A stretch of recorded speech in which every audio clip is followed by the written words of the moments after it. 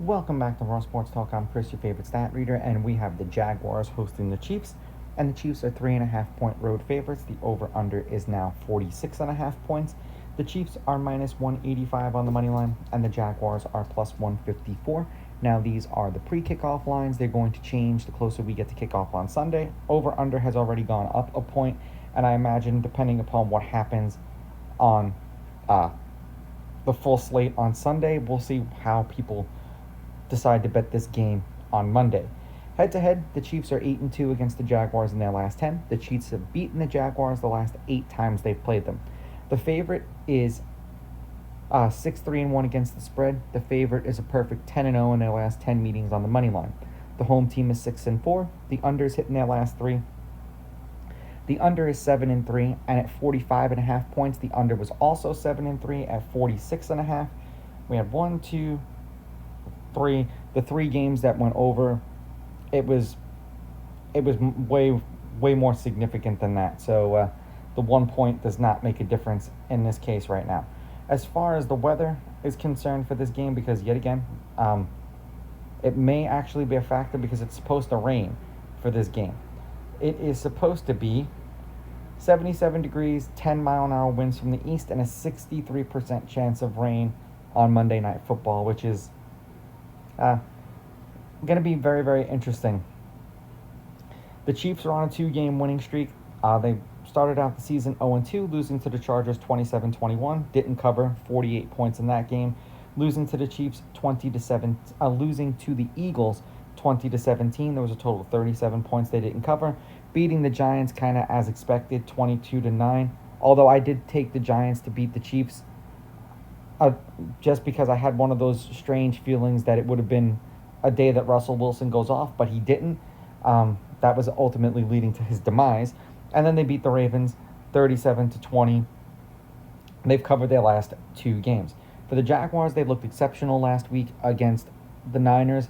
There were a lot of close calls, but they did what they had to do to strip sack Purdy at the end of the game to ice the victory. There was a total of 36 points, 58 points, 27 points, and then 47 points. Beating the Panthers 26-10, they covered. Losing to the Bengals 31-27, they did not cover.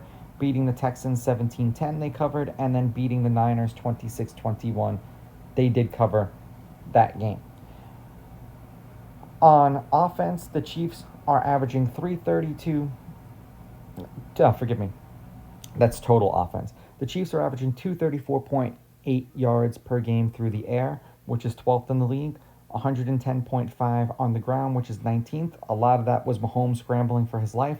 Worthy is back now, and we saw them implement him in the last game, and they're averaging 24.3 points per game, which is 14th. The Jaguars, 211 yards per game through the air, 20th. 144 yards per game on the ground, which is 4th. ETN is actually looking like what he looked like in Clemson. And then 24 points per game, which is 16th. On defense, the Chiefs are 7th against the pass, 194.5. They struggle against the run, 127 per game, which is 22nd. But they allow 19 points per game, which is 8th. The Jaguars, 246 per game allowed in the air, which is 24th. They're excellent against the run, which is 82.8, but that's not the Chiefs' strength. So it's basically strength versus weakness there. And then 18 points per game, which is 5th.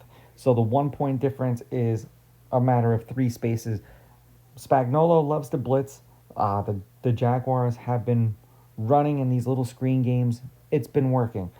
I would take the Chiefs on the money line. I don't know if the Jaguars are for real because of the opponents that they've played, or if they're just they are what we thought they were, and they're going to play the Chiefs and get exposed. I'm going to take the Chiefs laying the 3.5, and I will go under in this game, especially if it rains. This is probably going to be an ugly game, and if it rains hard enough, that would make me kind of shift from the Chiefs with the spread to the Jaguars, considering it might be a field goal game, and then that half a point would be the difference between you winning and losing. It just depends on how heavy it rains. Now, these are just my picks. If you disagree, please go with your gut, and please bet responsibly.